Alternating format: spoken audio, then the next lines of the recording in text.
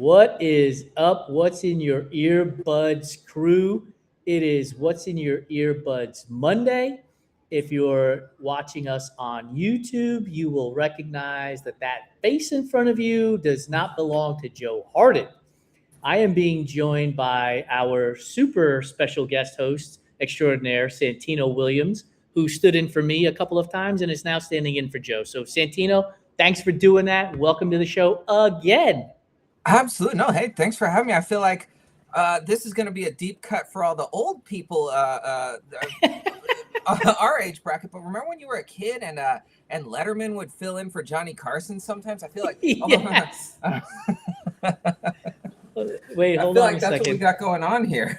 Will the old crew also remember this from Johnny Carson?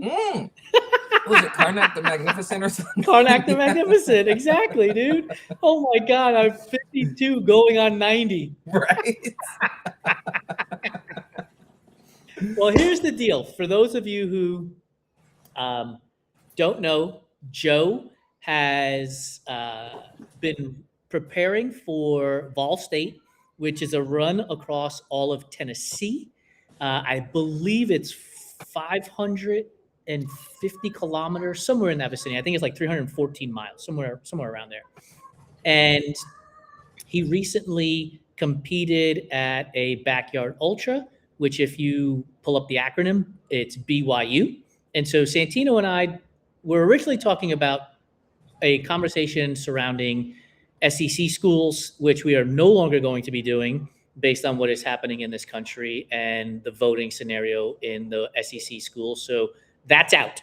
But what we will do is still focus sort of on the idea of Vol State, so the Tennessee Volunteers, which is SEC, but we'll no longer refer to them, and BYU, so Brigham Young University, and talk about songs from our college years. Now, mind you, I am 31 years removed from graduating college, so I'm not so sure how well I can remember any of those songs, man. But we'll do our best. I want to, before we get started, Santino, big shout out to those of you who are joining us live on Instagram. Chris Cedar, who, by the way, I met at the Pittsburgh Marathon. Super cool dude, runs in a kilt, runs super fucking fast. We were like running together, and somewhere around mile 4 or 5, I just saw like he just got smaller as he ran away from me at the Pittsburgh Marathon. But man, what a great guy. He's already commented. He said, "Who are these people? I haven't seen you in like 3 years." Our resident guru in music, Ryan Reynolds, has joined us, and Candace, who is another member of the Pittsburgh Marathon crew that I got to meet and has recently joined us in the Everyday Athlete Clubhouse, has joined us. We don't have a catchphrase yet. So, dude, we've been running this show for like 2-3 years live, and we don't have a catchphrase for when people join us live for the first time. Like, normally it would be first time, long First time, long time. Yeah, that's first time, no time. Right. Yeah. There's got to be something there, though. There's got to be something good about, okay, maybe it'll come to us. It will. So, by the way, Candace is she's a great dancer. You can check out her Instagram account, Candace_fit412. Her and Shells Go and Val, that whole crew, they are some of the greatest people you will ever meet, and they all love to sing and dance, and it's super cool. So I'm psyched that she is on the show watching us live. Okay, Candace, maybe you can text Michelle, see if she'll join us on the show too. Who, by the way, I just learned sang in college and went to college on a music scholarship, and she has sung the national anthem at races and at events all across the place. Dude, it's wild. How cool is that? Come on now. Super cool. And Heather has joined us now. So hi, Heather. Thank you for joining us. So, dude, college years. Years. If I say college years to you, do you have a song that pops up immediately? You know, there's one song. There's going to be a lot of them, of course, but there's one song in particular. I remember I had a 01 Mustang GT when I was in college. That's what I drove, and fancy. There was there was, well, it was a kind of graduation present from high school. But there was a car audio store that, like, right when I first started college, they were having like a big, like one of those, back in the day, you'd go to like the car audio places in the hood and they'd have like a bunch of merch out in the parking lot and it was just like a liquidation thing. So I had I had gotten a system put in the trunk. The suburbs are like, what are you fucking talking about right now? Right. It's a city thing, kids. Yeah, for sure. No, but I had gotten this system put in the trunk of this Mustang, and I remember pulling up to school that night after I had picked my car up, and I'm like, oh, I am just gonna blow everybody out of the parking lot here. So Styles P, I think he only ever had the one album, Gangster and a Gentleman. That song, Good Times, I get high, I get high, I get high. I'm not a very good singer. I remember just like cranking it to 11 and like heads were turning whatever as I'm pulling up. And then like, of course I park in like the normal spot where like the crew was and whatever, and just had to like open the trunk. And oh, it was the talk of that evening for sure. So that's probably my biggest bass music. Hit. What's up? When the bass hit, you could see the speaker thump. Oh, Jesus. Yes. No. And that was the thing. Cause this was still kind of in the Wild West days of car audio systems, so they hadn't quite figured out how to not make the deck lid rattle on the trunk yet. Right. So it actually sounded way better when the trunk was open because you didn't have that like horrible rattle from like the deck lid and the license plate and everything. But yeah. Did you also have the faceplate that you could remove from the stereo?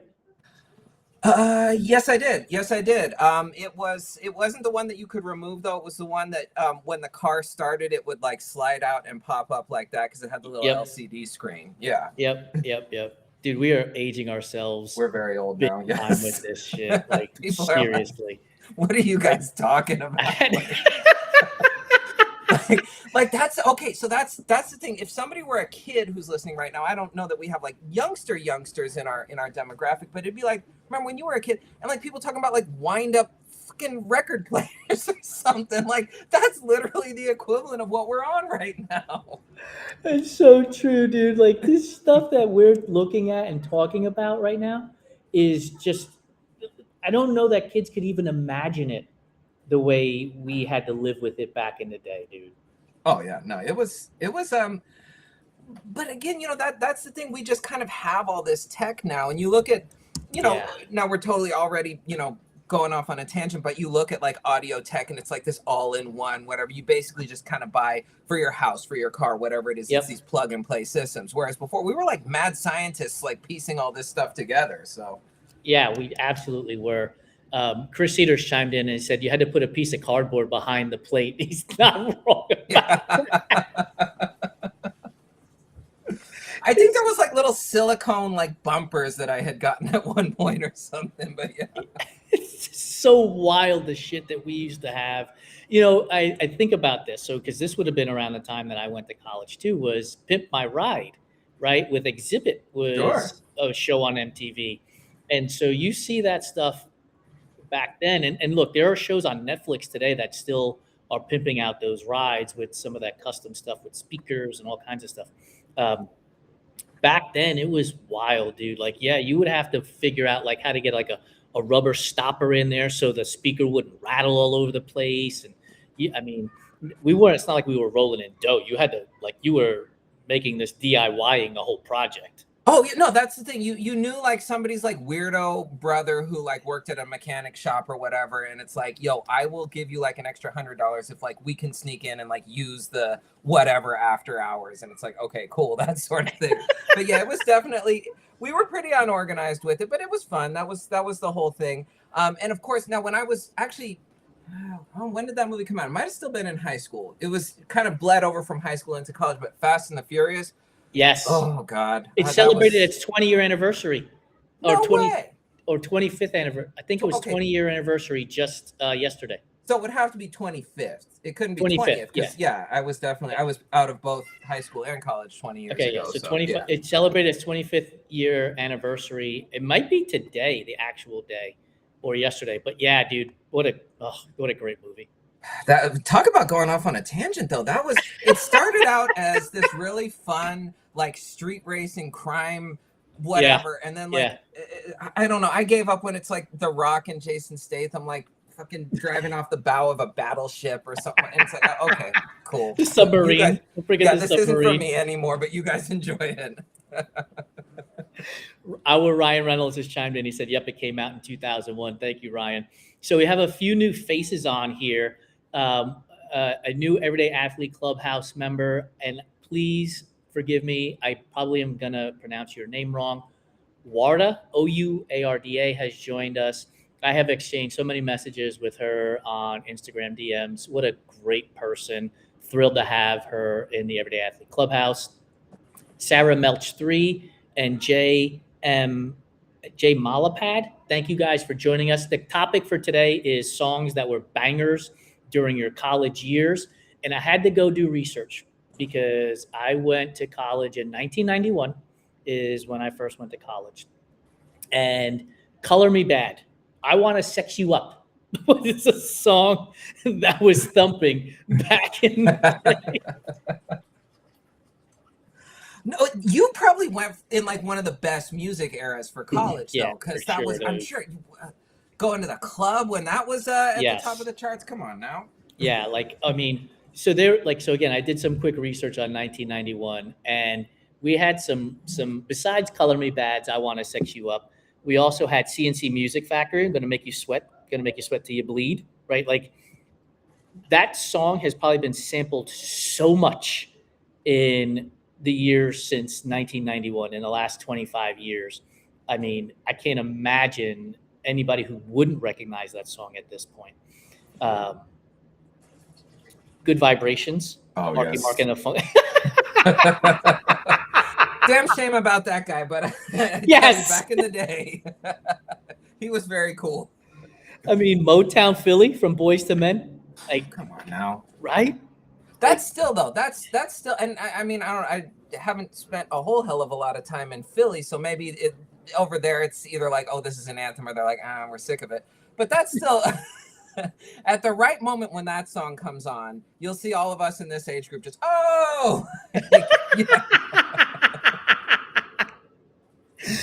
Joe has joined us from the Odd Duck Running Company's platform, and Overnight Celebrity by Twista was on rotation at every college party. He says, yes. Twista, yeah, because Twista was just getting big around that time. So Joe and I are about the same age. So for sure, Twista. And if you remember, this might be kind of a deep cut, but my first experience with Twista actually was in college. Again, going to Best Buy to get a bunch of CDs for that new system. If you remember Be Rich, he had that one song, Whoa Now, and Twista was featured a lot on that album. And it's like, this dude is this is the fastest I've ever heard anyone rap in my life. Like, what? No way, dude. I just had this argument, and Shane Porter has just joined us on Instagram Live. He is Val's husband, who I met at the Pittsburgh Marathon. Damn cool dude.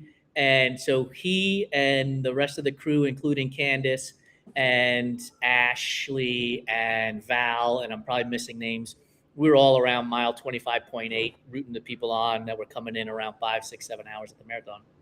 And we had this conversation about fastest rappers. And Busta Rhymes was the fastest rapper I had ever heard. And so he would have been around the time that I went to college. I don't recall anybody faster than him. And then Eminem came out with, and the song is going to slip my mind, but he came out and I was like, that might be faster than Busta Rhymes, which I thought was impossible. I didn't think that was possible to be faster than Busta Rhymes. Trying to think of the song, because there were some tracks that Eminem got fast on for sure. And then I always throw it out there, just again, gotta represent. But when we're talking about people who can rap fast, he doesn't always, but he can. E40, he can go from 0 to 100 if there's certain tracks. The one he did with Fabulous, again, that was another one in college. Bumping out the back of the trunk songs was what was that called? Automatic. E40 and Fabulous. He gets fast on that track. Our Ryan Reynolds, after we mentioned Marky Mark and the Funky Bunch, he decided to give us the lyrics. Feel it, come on. A whole bunch of dudes running around in baggy jeans with their Calvin Klein showing from Mr. Marky Mark and the Funky Bunch back in the Had to have your Calvins back in those days for sure. Come on. I don't even know what the that's the thing. I don't know what like the cool brands are anymore, but yeah, you had to if they were mentioned in any song lyrics or whatever, like Yes. Jabot jeans. Oh, Jesus Christ. Yeah. Remember like that was pretty major. And then of course like Jordans and stuff, which are still a thing, but still a thing. It wasn't quite the same. God, I remember, what was it, 8th grade, I think I got my first pair of Jordans at 12s. Just by virtue of putting those on your feet, you were the coolest person in school that day. Come on. Coach Sabrina Lott has joined us. So speaking of Bay Area icons, thank you, Sabrina, for joining us. Ryan Reynolds says Rap God is the song he thinks is... yes, that is correct. 100%. That dude has an encyclopedic mind for music, man. Like you, him, Derek, and Joe, I don't get it, man. Like I can't compete. I have to Google everything for this show.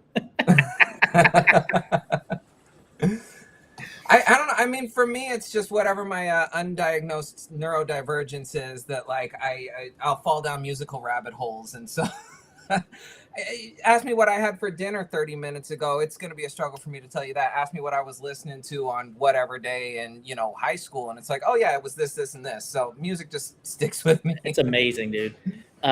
Chris Cedar said Busta Rhymes and Mystical did a song together. I don't recall. Chris, if you know the name of the song, drop it in there or use your friend Google to help us out.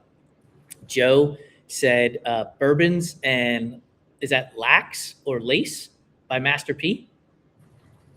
Is another song that from his, I presume from his era, from his college years era. I'm trying to remember that. See, that's the thing, because again, it was a little bit more, not necessarily like you had to pick one or the other, but I was a big I was a big Cash Money fan, so I didn't pay quite as much attention to No Limit, which in hindsight I regret that. But do you think, based on where you lived, and look, we know Southern rap has had its comeuppance with Outkast and those guys, right? Ludacris from out of Atlanta and stuff like that. And then you have the Northeast, right, where hip hop was born in the Bronx, and you have West Coast rap. Do you think that you were influenced by what you listened to heavily based on where you went to college? So, for example, if you're born and raised in the Northeast and you get a scholarship and you go to school at USC, right? You're a great football player, USC recruits you.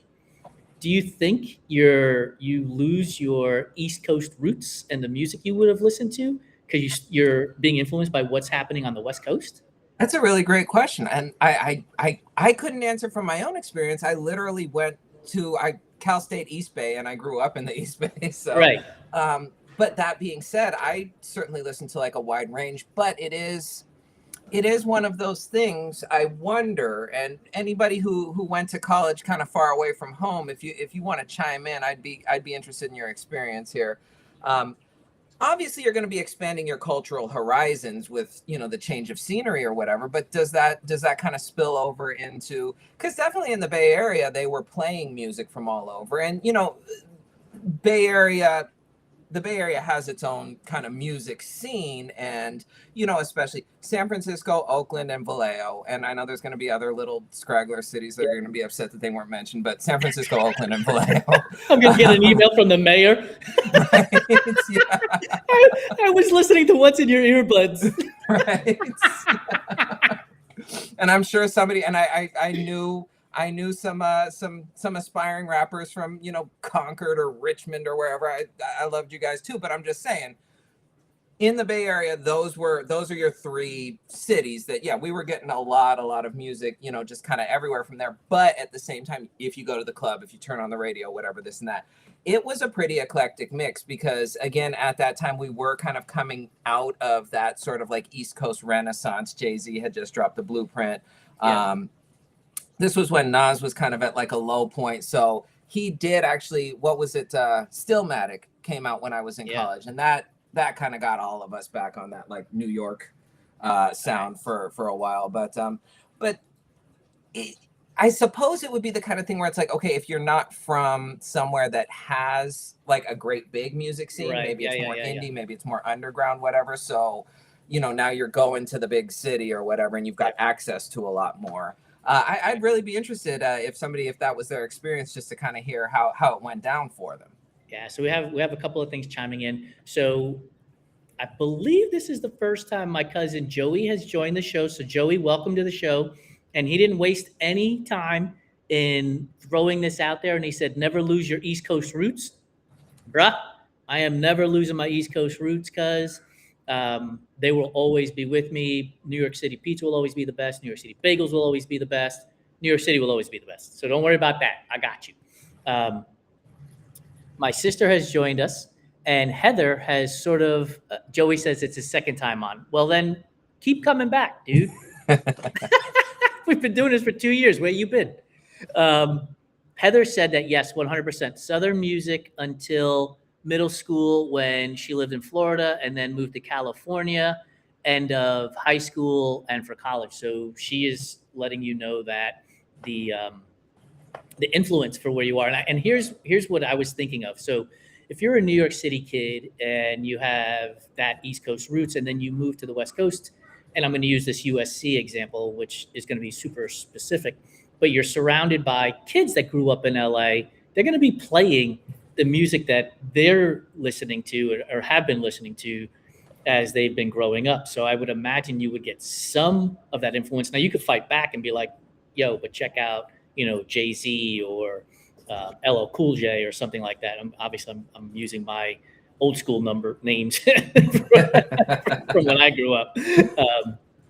But I would think that like you would probably get influenced a little bit more than you are influencing them, just because the number of people that would be from that area that you moved to is going to be greater than the number of people that you left. No, 100%. That's got to be, at least that's how I'm thinking it would be as well. And then the other thing that we have to kind of factor in too is we didn't necessarily have, the same kind of access that is available now. Whereas, you've got Apple Music, you've got Spotify, whatever, this and that. So I know for me personally, I'll have days where I'm sitting at my desk working and I'm just kind of letting the music play, and it's like something new, and it's like, oh wait, who is Let this? the Whatever, music this play and that. all day, So, all day. Hey, another one. But back then you had to go looking for it more. So I think that's probably the other thing we're not factoring into it is, probably somebody who's in college now, they're like, you guys are old, you don't get it. Right. Yeah. But, it's definitely, access has changed over the years as opposed to when we were in college. Sure. Yeah. You mean you're not trying to download off a LimeWire or Napster one song for 18 hours? I ruined a couple family computers, that's for sure. Which also, by the way, we could tie that back also into Fast and the Furious with Seth Green, when he gets it's Italian Job, not Fast and the Furious, and the Italian Job with Seth Green, where he gets, and Marky Mark, we're bringing it all together. It's all coming full circle. Actually, Joey, he lives in Florida, grew up in New York. And so, Joey, you'd be a great person to answer that question. Like, are you hearing more Southern root music now that you live in Florida than you would have been exposed to? Or because, like Santino said, the ability to just drop in Spotify or Apple Music and get whatever songs you want. And for those of you who are just recently starting to join us, the idea is songs that would have been playing during your college years. So whenever that would have been, whether you went to college or not, whatever those years were. So for me, it would have been 91 to 95. And I've already dropped in some Boyz II Men and Motown Philly, and Marky Mark and the Funky Bunch, and Color Me Bad from when I would have graduated high school in 91 and went to college at that point. Our Ryan Reynolds says, my older cousin was my pre-Spotify era exposure to so many new tunes, which is interesting, right? Like the idea that family, in his case, would have influenced him pre-Spotify, which makes sense, right? Your family will have an impact on you and what you're listening to and what you're being exposed to. For sure. And I think there was, and there still is. Obviously, we were just we were texting today, you, Joe, and myself, that new Social D album that just dropped a few days ago. I was like, you guys got to listen to it. It's a very 90s SoCal punk sound, very much takes you back to that era. But I think there was probably more of a social element back in the day. I don't mean to interrupt you, dude, but I just read my cousin's response to that question on Instagram. He said, I definitely get more of it being down here, but I try to avoid a lot of that mumble rap trap music. Okay, no, thank you. And here's the thing, and Joey, I don't want to put words in your mouth, but I'm gonna speak on this for a second here. I don't want to be like that old guy, because I hated when I was a kid. It's like, oh, the kids these days with their music. But what the fuck is that mumble rap? Seriously, does it sound good to you? What am I missing? Seriously. My sister's also chimed in. She said, if I listen to the radio, she's definitely going to be exposed to the Southern rap, but she doesn't really. So Pandora and Sirius XM radio it is. No, that's not leaving your roots, right? That, as Joey said, never leave your East Coast roots. That is definitely going straight back to New York City and getting those tunes in. But that's it. And then just to kind of go back to what we were talking about before, because you did have, it was more of a social thing. So back in the day when I was like young, had a East Coast family friend who would basically record tapes off the radio. So it was it Marley Marl? Yes. Yeah. So Marley Marl. Sunday Rap Attack, I get copies of that, and you were getting the new shit that way. Yep. Maybe once a month a tape would come in or something, and it's like, okay, now I can go, tell all the other little reprobates in, 6th grade or whatever about this. We're going to talk about recording off the radio via tape and cassette in a moment. But Ryan Reynolds says that his college years would have been 04 to 08, and Mr. Brightside was on repeat the fall of my freshman years. There are very few songs that it's hard pass when I hear the first opening. That is it for me, though. I will leave a building if that song is playing. Sabrina Lott says she had CD folders and listened to a lot of what her family loved. Off the top, she wants to say that when she fell in love with Ludacris and Eminem, but she didn't call him Ludacris. I've just got to make sure people understand. She wrote Luda, just so we all know. She knows the game. For sure. And Chris Eater said the dude that would give him a ride to practice would play Country Grammar by Nelly all day, every day. Hey, that was That was a bop back in the day. That's okay. So there was a place called the Grad in Davis that you didn't. I don't know that they let you in when you were underage, but they just didn't check IDs. And that song was very, very big when we were seniors in high school, I think. So, I can't not think of the Grad on Friday nights in 12th grade, when we definitely should have been doing something more productive with our time than driving up to Cowtown, Davis to go hang out with the college kids. Ryan said that he feels you on Mr. Brightside today, but in 04, he was bopping. Oh, no, for sure. I love how honest this community is, right? He could have played it tough and would have been like, no, I wasn't listening to that shit either back then, dude. Oh, no, you don't got to lie to kick it. That's the whole thing. No, let it all hang out, dude. 100%. I was listening to Marky Mark and the Funky Bunch. I want to sex you up by Color Me Bad was absolutely on fucking repeat all day, every day, without 100%. A doubt. 100%. Yeah. What else we got here? Joey said he's got a lot of love for the more abstract West Coast artists that don't necessarily sound West Coast, like Del, Farside, excuse me, and Kendrick. 100%. And Del does not get his flowers, but Del is if there was a West Coast underground Mount Rushmore, Del would have to be up there for sure. My sister said she's a huge Anita Baker fan, and I think it's from being exposed to the quote-unquote fake family gatherings that we used to go to. So for those of you who don't know, in the Hispanic world, you have immediate family. So my sister, Joey, who is on this call, is my first cousin. His sister, Monique, right? That's your family, right? But then you would have these tias and tios, like people that were your parents' family friends growing up in the hood, right, in the neighborhood, and they became your aunts and uncles, and their kids became your cousins, even though there's no blood lineage whatsoever in You'd be that growing scenario. up though thinking that you were related to these So people. all of them, Yes. all of them, right? Like there would be people of all shades of colors, and you were like, yeah, that's family, bro, Yeah. right? And you would have their back in everything you did. Didn't matter, right? I got you. And so, for those of you who may not have grown up around Hispanic people or in a Hispanic family, that so when we say fake family, it's just so that we can clarify exactly who we're talking about, especially when we're in the family chat that doesn't include fake family.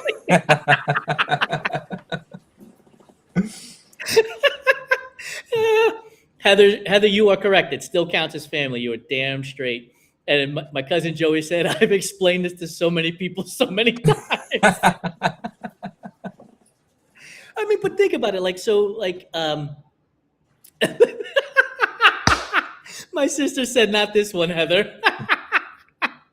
She's excommunicating some of that fake family, right? And on the air live, my sister is excommunicating some of that fake family. Uh-oh. The family chat has gone live. It's no longer behind a paywall. I want to go back to recording stuff off of the radio. Again, I was born in 1973. Cassette tapes were a thing. We used to listen to Z100 back in the day when I was living in New York, and that was a New York City radio station. And so and I'm going to say kids these days, what you don't understand is we didn't have, Napster wasn't a thing. You couldn't just go to Spotify and download music. Like, it was complicated, man. So the DJ would come on, he would talk over the fucking song at the beginning, right? So you had to press record just as he was closing out, or if you were lucky, they were just blending one song into the next, right? But without fail, at the very end, they would always talk over the song, right at the very fucking end. So you're trying to make this mixtape of all of these songs, and without a doubt, the damn DJ would talk over the last parts of the beat or the words or whatever, and would fucking ruin it every time. Every time. And that was the thing that was so frustrating, because really that was your only option sometimes. So if, say, for example, I can't even think of an artist off the top of my head, but it's like, okay, you got to find somebody. If you weren't driving in those days, you got to find somebody to take you down to see the cops. They heard about you bootlegging tapes off the radio. Coming up. No. But you had to find someone to take you down to, Tower Records, wherever, this and that. Hope you had enough money. Even if all those stars lined up, if it was like a hot album and you didn't get there early enough, you're waiting until next week to try it again, that sort of thing. So the best you can do sometimes is just getting that dub off the radio.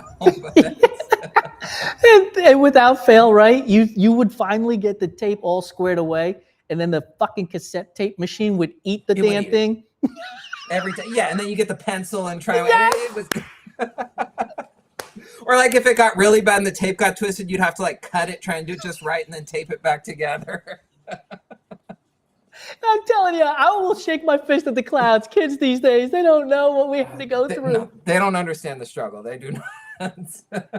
Well, you remember? So, like, do you remember when CDs finally came around and we were like, oh, we could burn these CDs, right? You had to burn CDs. And so you would go to Napster. It would take 6 hours to get 1 3-minute song. And then you'd have to burn it to a CD, which would take another fucking 2 hours. Like, it was such a hassle, right, to put this stuff together. Whereas today, you go to Spotify, you search your song, and you just add the playlist. Literally any song, it's just right there. It's mind-blowing in a way that it took so long for everything to line up the way it needed to in order for this to happen. But it's like, why couldn't we have always just done it like this? Okay, so Sabrina, you have to fill us in. She said she recorded songs from the radio for a talent show. I need to know what year, what was the talent you were putting on display, and what was the key song that you were going to be using for this talent show? That's what I want to know. What else do we have on here? First of all, I love the fact that Heather and my sister are just in there having conversations with each other. My sister said her friend Melissa had binders of CDs in her car. It was insane. Yes, right? We are so worried about distracted drivers today and texting. Bruh, you would drive like this, trying to find the CD while you were flipping through the album. You had a fucking phone book full of CDs. I'm not joking. I didn't even have anything like, it was like this thick, full of CDs, but like binder size. you kind of commit to memory. Okay, this is kind of in this section, whatever, this and that. But yeah, you're looking at your binder, flipping through, driving. You know, yeah, be driving with your knees. You would put your knees to hold the steering wheel while you're flipping through the shit. And a paper map, right? Yeah, or the MapQuest printouts.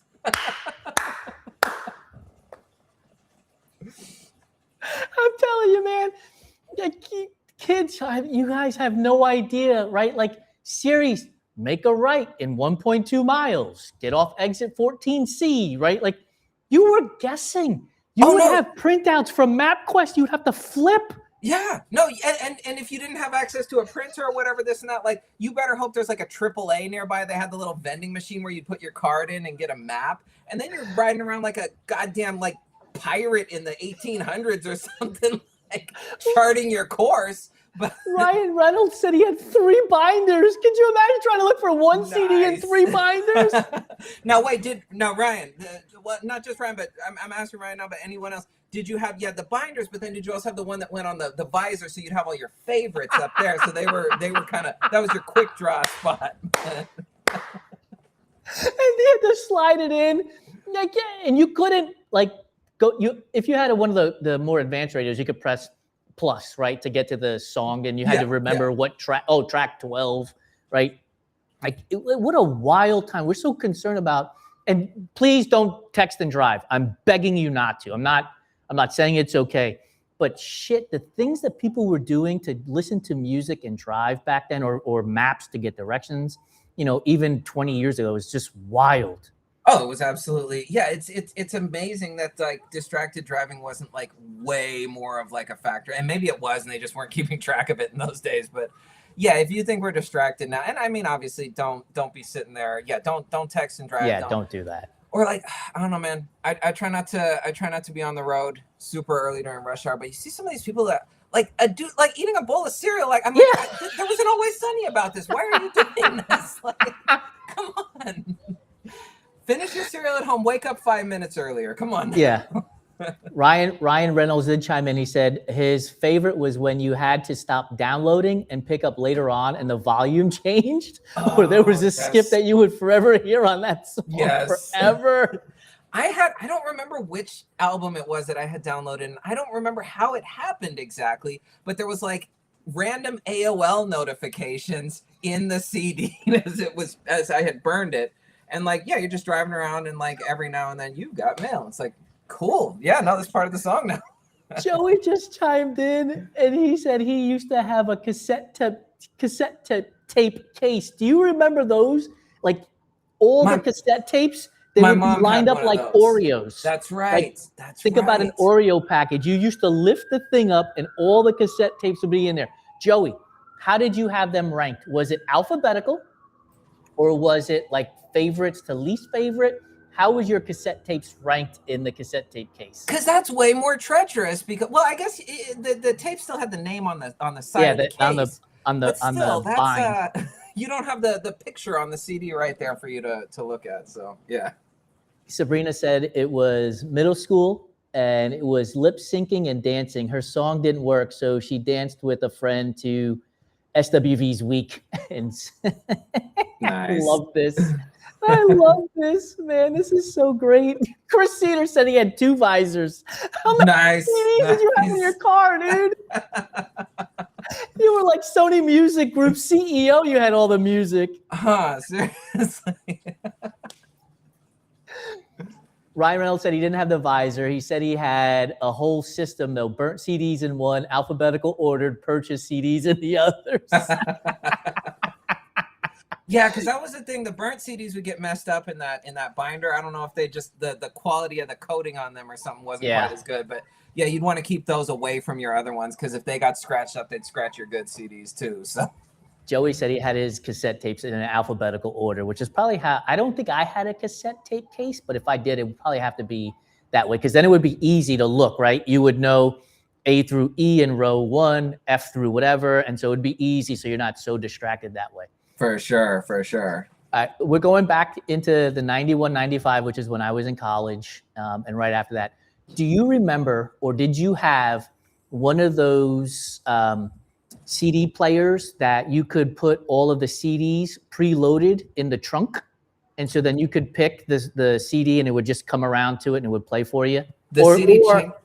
Or you fed it into the face, right? So you could feed like 4, 5, 6 CDs into the face. Yeah, that's how mine was you could feed it into the face. But the changer that went in the trunk, like some of those got like fancy. Like you could put, hell yeah, put, like, dude. Fucking 20, like 30 CDs in there. Yeah. Yeah. No, I never had one. No, we had the CD carousel at home on the home system back in the day, which that was what, like 100 or something. But yeah, no, I was never cool enough to have like the trunk CD changer. Plus, I had the I had 2 10s and the amp and all that in my trunk. System back there. You couldn't even fit a duffel bag back there with that speaker system. Right. Joey said he had the 6-disc trunk-mounted changer. Damn right, dude. Nice. Back in the day. Nice. He did ask a great question. This will really age anybody and everybody on this show. Columbia House. Did you who paid the 1 cent or what is it, $1 or whatever it was? I the fear of God was put into me about that. Like I thought they would take you to jail if you didn't pay that. So I never pulled the trigger. It was wild, man. Think about what a scam that shit was and how many people got roped into it, right? Get 6 CDs or 6 tapes for a penny? And then they would just like hammer you on the charges after that. Like, how did that work? Like you just basically committed to then they just like send you whatever and you had to pay for it? Or I just remember, you could get 6 CDs for a penny and it's like, damn, okay, I'm down for this. But yeah, and then the next invoice came in and it was like $700, man. I mean, was it at least good music? They were no, Columbia House, dude. It's all the shit they can't get rid of. They can't get stores to take. So it's like, oh, here's some. I don't even know what would have been considered like dorky old music in those days. They had to figure out a way to pay royalties to those artists that weren't selling shit, and this was how they were going to do it. For sure. That's just the whole concept there. Like how was that legal? How was that even a thing? But like everybody from that era either knew somebody or did it themselves. And it's like, and how did they not go out of business way sooner? Because it seems like I don't know, more dude. people that you talk to than now were like, yeah, no, I never paid them. So, yeah, I never paid that shit. Like what? You're like 15 years old. I don't give a shit. Ruin my credit. It'll go on your permanent record. Yeah, good. Put it right up there next to detention. Exactly. I'm telling you, man, like living back then as a teenager, young adult was just wild. And I'm sure, look, anybody who's 18 right now in 30 years from now is going to be saying the same thing, right? Back in 2026, it was wild. But what kind of advancements in technology would they have to have between 2026 and 2056 to match the advancements in technology from 96 to 2026? Because again, we were flipping through books. We had CDs on visors. We had CDs in the trunks of our cars that would change. And here's the other thing. Like with Spotify today, you could add just one song. If I had the whole CD, like I couldn't just grab the one song out of the CD. You had to like press the button until you found it. So like it's not one and the same. Like I can't imagine what that advancement would be like. Do they give me a hologram of the artist in my car? Yeah, that's the only thing. Yeah, but like, would you even want that? That's the whole thing. But at the same time, I don't know that we could have even conceptualized something like Spotify or, even like iTunes when it first came out, it wasn't what Apple Music is today. It was, correct, essentially just buying the CD without the CD part. So yeah, I guess I guess I don't even know what I'd be looking for at this point, but it is one of those things when you stop and think about advancements and stuff. It's somebody had said something to me once that blew my mind. I think it was only like 50 years between like the invention of flight or like man-made flight and like going to outer space. And it's like, that's insane to wild. me. But it's kind of that with music right now. Like we literally had like vinyl and 8-tracks when we were kids. Yeah. And now any song you can think of, tap, tap, tap, you got it. It's playing in a few seconds. Like Joey said, download directly into the brain via implant. Perfect. Welcome to the Sign Matrix. Yes. I cannot wait to not participate in that. No shot. Like, you don't want Elon Hell no. implanting Think about the guy who's talking about this, Elon fucking Musk. Like, that's the guy you want implanting a chip into your brain? Hell no. No. My sister did bring up something that we have failed to talk about, which was recording a song for your voicemail. Oh, that was a big deal. How about ringback tones too? Yes, ringback tones. You had to. Okay, the only thing, if somebody didn't have the voicemail, if they've got no experience with, the only thing I can even relate it to is when you do like an Instagram story or something, and you have to get just that right sound clip of a song that nobody's gonna give a shit about, but you need it. Zero people. Yeah, you need it to be just right. It was like that, but you'd have to go through this whole like phone menu thing. And if it was like off by like a second, it's like, shit. It's like, nobody's going to notice it, whatever, this and that, but it's going to bug me if I don't fix it. So you'd sit there for, 3 hours picking your song for your voicemail. Ryan Reynolds said that someone would weaponize Nickelback songs and load them directly into his brain.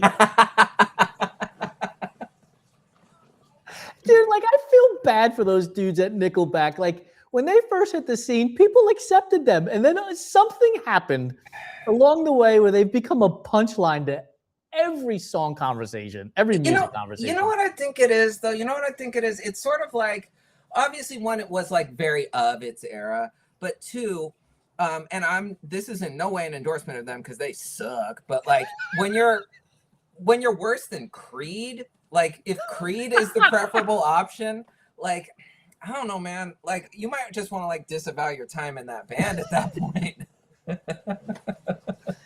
All right, so I'm not getting a brain implant chip for this shit. But here's what I do propose: that somehow on our screen, because our cars today have like these massive displays. Yeah. That the artist actually shows up as a video and speaks directly to you, right? Because you could do that shit through AI, where, hey, Santino, thanks for picking my song. And, whomever starts singing. Like, if you had that option, but it was limited because your car runs on battery and you don't want to waste too much energy. I'm giving you 3 artists. Okay. What 3 artists, and audience, this is for you too. What 3 artists are you going to pick so that they can come onto the screen in your car and say, hey, Santino, thanks for picking my music. Here is X song for you right now. Does it have to be living artist? No, dude, it's AI. We got all the technology in the world. We can make all kinds of shit happen. Perfect. Mac Dre, Celia Cruz, Tupac. Man, that was fast. Hey. Wow. I was just thinking of like who I would like to have a conversation with the most. So. Oh, that's a good one, dude. And then you could probably have, because AI, we could program all kinds of shit. You could probably have conversations with them. Like, what were you thinking when you created this song? What was happening in your life when this song came about, right? That would be dope, dude. See, it's almost like a pop-up video concept. Like you get like the little fun facts. So it's like you could ask like random questions about the song, and it would. No, I dig that. And if I can add an alternate, I do got to give credit to Jerry Garcia as well. I would have him be my 4th alternate if for whatever reason I had to sub one of the top 3 out. I am full on stumped right now. So thank goodness for the audience, because Ryan Reynolds has chimed in with the Avett Brothers, the Deer Hunter, and Kendrick, which is a hell of an eclectic selection, dude. Like, seriously, that is a hell of an eclectic selection. Heather said that she used to have Ozzy Osbourne on her TomTom navigation system. All aboard! Right Now turn. that's true, right? Okay, so that I forgot about that, but you used to could put like celebrity voices on navigation. So this could be essentially like the next logical step of that. I like 100%. it. Dude, I am full on stumped by Michael Jackson. I would have to Okay. have Michael Jackson for sure. And more from the Jackson 5 era. For sure. If I could skew it, I would be like, give me 60-40 Jackson 5 era than now. I am a believer. Like I would have Justin Bieber, because here's the thing, right? If I'm gonna get to talk to him, I'm gonna ask him so many questions, because think about that Diddy situation that has happened. Like I would really want to know, like, what was going through your head when you were making the music during the whole Diddy era shit, man. Like I That's would be down to know that stuff. Yeah, no, that's why like okay, like the whole like Coachella YouTube thing, whatever. One, it would probably be pretty cool if it was like in a more intimate setting to just sit and do that with like a lot of celebrities and just be like, okay, Yeah. show us your whatever, this and that. But two, I'm not gonna give him shit for that because like, yeah, that dude definitely went through some things, and now Yeah. seeing it all kind of play out on like the grand scale in public, Yeah. it's like, yeah, no, he'd be a real interesting dude to talk to for sure. And I would probably go with like Grandmaster Flash. Like, give me like what the fuck was happening when you guys came out with basically what amounts to hip hop, Okay. and starting it all, right? For like, sure. Could you imagine that conversation? For sure. No. So okay, here's the question, and this is for you. This is for any of the New Yorkers in the audience that want to answer as well. If we're talking about just sort of the foundational pillars of East Coast hip hop, who is like at the top of that mountain for you? Is it Grandmaster Flash? Is it like a DJ Kool Herc, who by and large is credited with inventing hip hop? Is it For me, it's Grandmaster Flash. For sure. No, and then oddly enough, dude, like in a weird way, I would want to put like Fab Five Freddy in there, because remember from the MTV days, like he was introducing all of these artists. Oh, 100%. Like yeah. we had no idea who some of these people were. So like having Fab Five Freddy to be able to tell us the history of it, right? So then, because I'm kind of cheating here. It's removing me from the confrontation of any argument and just letting somebody else have it. For sure. And there's got to be like some just absolutely incredible stories, from like back in the day. You ever see the video, like if you look at some of these like it's old grainy videos as like shit. They're like in the basement of an apartment building in the Bronx. It's Absolutely, so wild. dude. Yeah. Did you watch the shit? Was it? I think it was on Hulu. Wu-Tang: The American Saga. I have not seen that. You gotta check it out. If you haven't seen it yet, you're in for a treat. I think it's 3 seasons long, but it's essentially New York in like the 80s, early 90s, like the formation of, so it's following like, of course, the RZA who started, or he's like the main guy, but it's following along with him, and then like everybody else's kind of side stories as well. So, but yeah, I mean, that was, obviously it's the East Coast, but that was kind of the wild, wild west of, that era of hip hop for sure. Yeah. So my sister has chimed in with who her audio request conversations would be: Michael Jackson, Jackson 5, Cardi B, and Tupac. Nice. Then she also threw in, hold on, let me go back. Joey has, as his conversations would be Nas, Tom Watts, Bob Marley, Alternates, KRS-One, Dave Matthews Band, and Bad Bunny. Bad Bunny would be a fun conversation. Bad Bunny would be a fun one for sure. Yeah, my sister, Dr. Dre and Ed Lover. What was it? Who's the Man? Was that the movie? That was awesome. There are so many people who are way younger than we are that are like, what the hell are you talking about? They think we're talking about a completely different Dr. Dre. Y'all gotta go Google Dr. Dre and Ed Lover, because that was some wild shit. Those dudes were so funny, man. Oh, yeah. Oh, they were kind of the originals, weren't they? Just in terms of like, because like, well, you had like Kid and Play as well, whatever, but they weren't rapping. Like, Dr. Dre and Ed Lover, they were essentially like all around entertainers. Like, yes, they absolutely were. It's kind of like when you look at entertainment from, oh my goodness, I'm going to forget about their names. Their names totally slipped my mind, but they used to be a pair, and they were big. They had their own show. They're big on Twitter. Jesus and Mero? Yes. Yes. Right. Like they were a crew. They were like a variety show all into their own. Right. Yeah. And Dr. Dre and Ed Lover were like that too. Like they were a variety show all into their own. 100%. Singing, dancing, telling jokes, comedy, all kinds of stuff from back in the day. Like it's just so funny to think about what MTV used to be, dude. Just what a we have no idea how good we had it. That was the whole thing. Yeah. Oh, Joey just dropped in Rakim. He changed the game. Yes, 100%. Yes. Yeah. In terms of like foundational East Coast hip hop, really just hip hop in general. Rakim is the godfather of the game. 100%. I would put him. I don't know that there's anyone I would put above him just in terms of overall impact. Maybe like Big Daddy Kane or.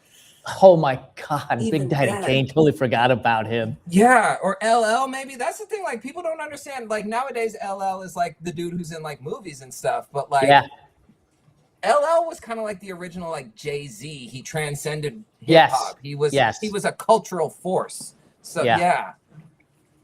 You forget about I'd still probably put Rakim above all of them. Yeah. Like where's Queen Latifah in this conversation? She's way up there as well, for sure, for sure. Because she was another one of the kind of original crossovers from hip hop. You know, she was on TV, she was in movies, she was everywhere. My sister is 6 years younger than me. But she just became the old man yelling at the clouds. She wrote, "It used to be music." 100%, 100%. It did. So that's what I'm saying. Okay, compare just to bring it all full circle. Compare what was Paid in Full. Eric B and Rakim. Paid in Full. Compare that to any and now here's my old guy yelling at the clouds moment. Compare that to any like mumble rap talking about drinking fucking cough syrup and how much money you have and whatever. And it's like one is art, the other is what am I listening to? It's not the same. Yeah, it's not the same. Hey, there's a reason, and Lori will laugh at me when she finally hears this episode, but there is a reason why the vast majority of songs today sample music from back in the day. 100%. Because back in the day, the beats hit, the music moved you, and so it's all sampled and it's all in the background. And look, Taylor Swift, all power to her. She is a phenomenal artist. But when she dropped this latest album, I think it's 13. I think that's the name of the album. I don't really know. But this last album that she dropped, the Showgirl one, wasn't it? The Showgirl one, yeah. That's right. When the day that it dropped and we were driving in the car, I looked at Lori when the first sounds of the song came on, and I was like, I thought we were going to listen to Taylor Swift, not the Jackson 5. And she had actually sampled the Jackson 5. Now, kudos to her. All of the songs on that album, she sampled to artists who didn't get their due when those songs came out. For sure. And she made it known. She didn't hide the fact or anything like that. But I was like, that's the Jackson 5, right? That's not something original. And so when I say like music back in the day is unlike music today, my defense of that is music today samples music from back in the day almost nonstop. Yes, yeah. Sampling was the seasoning back in the day, whereas now it's sort of the main course, unfortunately, as far as production is concerned. Not to say that we didn't have samples. I know, and I'm certainly not defending in any way, shape, or form, but it is you had a certain mastery that kind of peaked around the Diddy era when he was the biggest. And again, not defending or promoting him in any way, but that was sort of after that, sampling really kind of got overused to the point that it's definitely sort of a crutch in a lot of modern pop music. 100%. It is.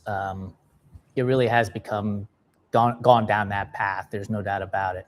Okay, audience members. Again, you get to have 3 artists that you would have them show up on your screen in your car, and you could have a conversation with them because we got technology to do that. Who are you going to be talking to? Since we have been talking, Sarah Gross has joined us. Thank you for joining us. Bionic Hustler has joined us. Thank you for joining us. And Josh Thomas 40 has joined us. Thank you for joining us. We have been talking about songs that would have come out right around the time that you were in college. And then also, if you have the ability to channel 3 artists, alive or dead, that you could have them pop up on your dashboard of your car while you're driving, and you could ask them questions. Who are those 3? Who would those 3 artists be? Drop them in the comments. We've had some great conversations. We have been talking about KRS-One and Justin Bieber and Bad Bunny and Michael Jackson and Jackson 5 and Cardi B, for that matter, as well. Who, by the way, we had to, yes, Heather coming in with Bowie and Prince and Celia Cruz as 3. Those are, see, and what's really cool, dude, is like nobody is putting those 3 people in a room together, right? They're eclectic in choice, but it just shows you like we aren't just one thing. And I love that. I just love that about the conversations we get to have. Oh, 100%. 100%. It's almost a person's musical DNA is almost as unique to them as their actual DNA. Yes. You know, and it's fascinating to sit and talk to somebody, even if you have similar tastes in music. Right. But just to kind of, you're always going to learn something new when somebody kind of gives you that rundown of their favorite artists or whatever. The why behind it, right? Exactly. The why behind it. You heard a song during one moment of your life, and that became a reason why you love it. My sister says I'd have to ask Whitney a few questions. I presume revolving around Bobby Brown. And Joe says his 3 choices would be Maynard James Keenan, RZA, and Jerry Garcia. And again, 3 people that there is no way on this green earth you'd be like, those 3 are going to be at the dining room table with me talking music. And it'd be a solid blunt rotation, that's for sure.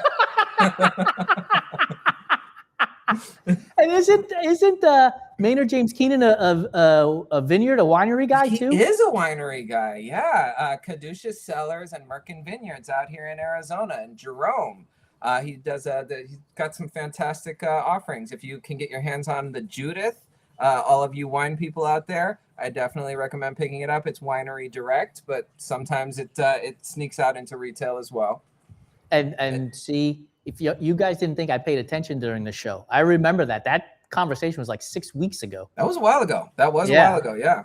I've slept since then a couple of times. Shit, I've been through like 9 time zones since then. Right? Yeah, you've literally been all over the world since then. Joe has added in MF Doom as an alternative to his crew. Yes, for sure. My sister said no. Her question would be revolving around Whitney's crack habit. Was it cheaper? No. Okay, tell me what, and I don't know if Heather's still listening, but we had this conversation the other day. That interview was kind of a weird watershed moment for a lot of people of a certain age. The crack is whack, crack is cheap, show me the receipts. What fucking crack dealer is handing you a receipt? And then they call Bobby over. He looks like he just got off the pipe. He's all sweating. No, okay, so we lived in wild times, dude. We have lived in wild times. That was up there. That Whitney interview was up there with the Nirvana Unplugged in terms of like musical, cultural touchstones. If you're of a certain age, like it just. Think about like the different storylines that we have seen in our lives, right? Like Mike Tyson would be one. Yeah, right. For sure. Mike Tyson has lived multiple lives in our lifetime, going from the boxer that everybody feared, nobody would want to get in the ring with, to who did he marry? What was the lady? She was Robin Givens. Robin Givens. Then the rape situation with him, to now being like, I wouldn't say revered, but all of us. He makes movies, and then he's got a play to tell his story about growing up in Bed-Stuy, or I think it was Bed-Stuy. I think it was, yeah. Brownsville. Anyway, growing up in Brooklyn, and the shit that he went through, like just all of that stuff, man. Like what an arc that guy has lived in our lifetime. Oh yeah. And then did you ever think, like, watching him just like dismantle dudes back in the 80s and 90s, that he'd be taking a dive against fucking YouTubers on Netflix? Like, although if you'd have gone back and told yourself in the 80s, your first question to yourself would be like, what's YouTube and what's Netflix? Right.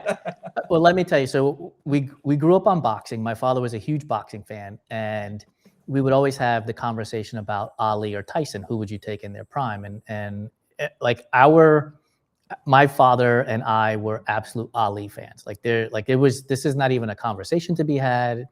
But when you saw Tyson knock Michael Spinks out to the point where Michael Spinks was staring up into the sky, and you know that dude had no idea where he was, or when he knocked Trevor Berbick out, and Trevor Berbick looked like he was on ice skates in the middle of the fucking ring, slipping and sliding everywhere. Like, think about how hard you have to get punched to look like you were breakdancing by accident. Right. I used to laugh at kids back in the day, or even young adults. They'd be like, "Oh, I would take $1 million for that." I'm like, bro, your hospital bill would be more than the payday. Oh no, because you're not a professional fighter. Like, you would look like Rock'em Sock'em Robots. Like, your head would literally pop up. Yeah, no, you'd be like one of those people who, like, yeah, you permanently got like a crooked whatever walking around afterwards. That's a great segue, because my cousin Joey wrote, Bobby's jaw was shifting off of his face. Kids, I'm telling you, Google that interview. Google Whitney Houston and Bobby Brown interview. I am telling you, you have never seen anything like it before. It was really a snapshot of the era, and obviously, you know, things ending up the way they did, you feel very bad for Whitney, but yes. Holy smokes, that was like, oh, these two are in trouble. When you saw that. Wild, man, just wild. The shit that was happening. My sister said, "What a time to be alive!" Absolutely. She also wrote that our father used to get so pissed paying $29.99 for pay-per-view for Tyson fights, and to be over in 30 seconds. Right? So mad. Okay, see, I think about this sometimes though. What does it cost? I don't even. There's no like boxing matches I want to pay for anymore. But back in the day, it was what, about $80 when it was, you know. No, it was less than that, dude. Money like Mayweather and all that. Pay-per-view would have been like back in the day with Tyson. It was like $35. That's what I'm. But that $35 in 1989 money. Yeah. That must have been like the equivalent of spending like $150 now. And yeah, the fight's over in the blink of an eye. It's like, damn, I could have just heard about it later. He was mauling people, man. Yeah. He was mauling people. He would run straight across the ring and just knock the shit out of these guys. And they would be done in 15, 30 seconds. It was crazy. It was, again, it was one of those, you kind of had to be there, even watching it now after the fact, because your perception is tainted knowing who Mike Tyson is. Yes. Even if you don't know about any of his personal stuff, you know his legacy. Right. This dude would walk to the ring. He didn't have a robe or anything like that. He had a fucking, like a bath towel with a hole cut in it that he would wear like a poncho. Think about this. He looked like, remember the movie Rambo?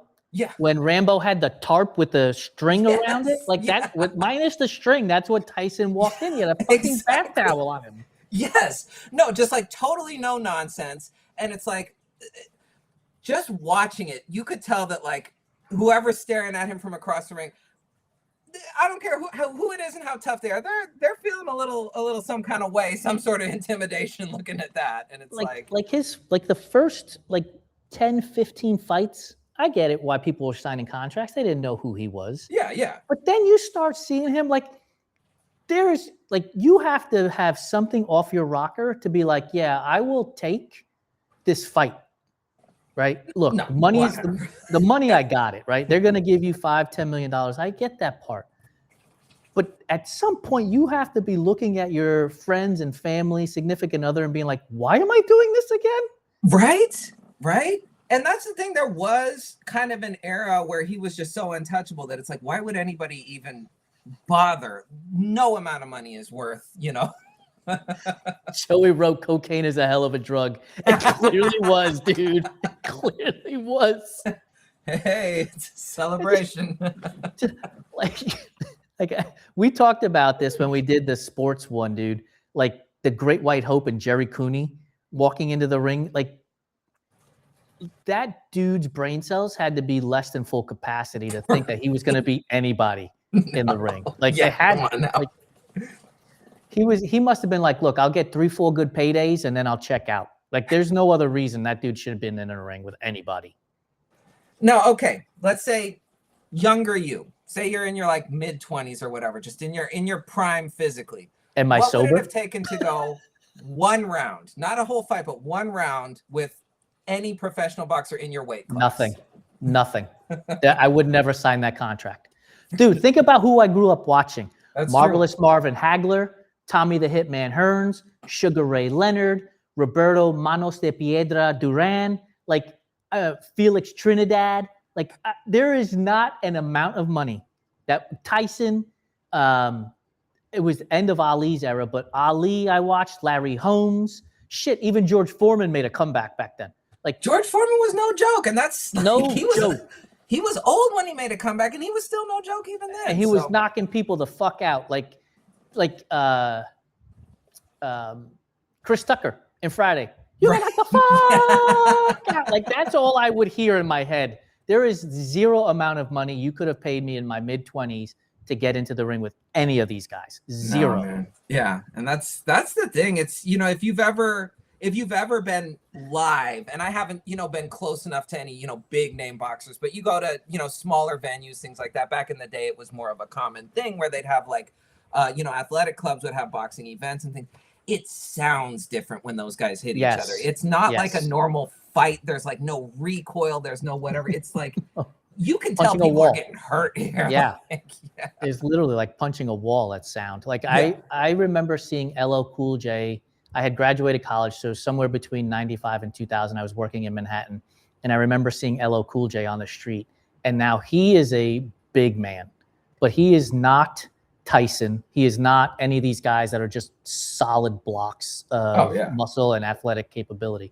So I couldn't imagine what it would have been like to see Tyson or Holmes or Muhammad Ali or any of these guys. Not a chance to. Like Marvin Hagler was fucking scary.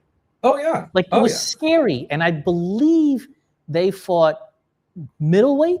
I think they were middleweights. They were middleweights, yeah. Like Marvin Hagler was scary. Like, there is no chance on this green earth. There's not enough money. No. There's not enough money. Joey has talk about great athletes on drugs. Lawrence Taylor on crack. Absolutely. Absolutely. And Doc Ellis pitching a no-hitter on acid. Like that is just wild. It's absolutely insane to me. And it's if you remember the media company No Mas, I think I've even mentioned this before. They did a great where he was narrating like basically his recollection of the experience being on LSD, because I guess he forgot he was supposed to be pitching that day. So he was at like, one of his girlfriend's houses or something like that, and just hanging out, decides to gets up, decides to fry that morning, and then it's like, oh shit, I forgot I've got a game. He gets to where I think it was San Diego where he threw it. I know he played for Pittsburgh, but I believe it was in San Diego where it happened. I guess he gets to it wasn't Petco in those days. Obviously, it was a completely different stadium. And they're like, "Oh yeah, you're pitching today." And he's like, "Oh, okay, cool." Just gets out there, throws a no while he is tripping balls. Like, yeah. What? I mean, so we're gonna go back in the day too, because my sister just brought this up. So 86 Mets was fucking wild. Doc and Daryl on cocaine. I mean, oh, for sure, yeah. Not for sure, no doubt. Like they've written books about this shit. They talk about Strawberry having sex in the clubhouse between innings. Oh, shit. I mean, yeah. Keith Hernandez was smoking cigarettes in the fucking dugout. Like that 86 team, there is a video. It's called Wild Boys, and I would encourage everybody to go Google 1986 New York Mets Wild Boys. And Lori cracks up because when I tell her this is what I grew up on, like this is 13-year-old Jason completely being influenced by everything around him at the time, and my influences were Doc, Daryl, Keith, Mookie, Jesse, Bobby Ojeda, Gary Carter, Davey Johnson. Like the 86 Mets was the team. Like it's no wonder I grew up to be the fucking way that I am. For sure. I mean, but that was sort of, I guess 86 New York City, dude. Yeah, they were the epitome of New York City in the 80s. Zero doubt about it. They represented.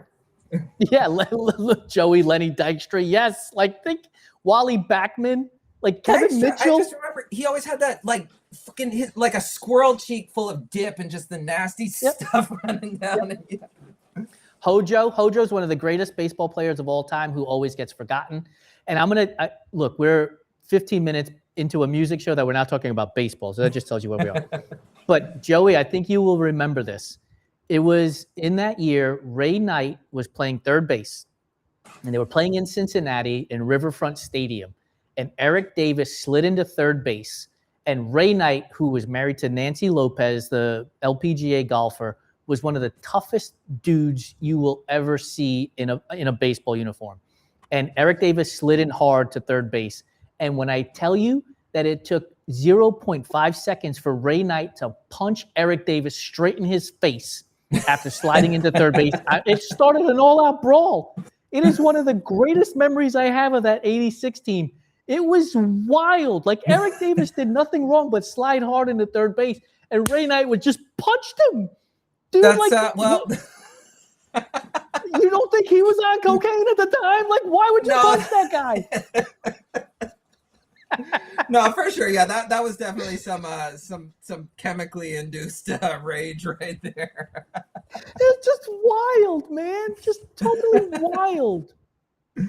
Just unbelievable. We have gone so off the rails, and it's one of the reasons why I love this show. It's one of the reasons why I love our community. You guys are dropping in musicians and athletes and artists, left, right, and center, keeping this conversation going. We have kept you guys here long enough.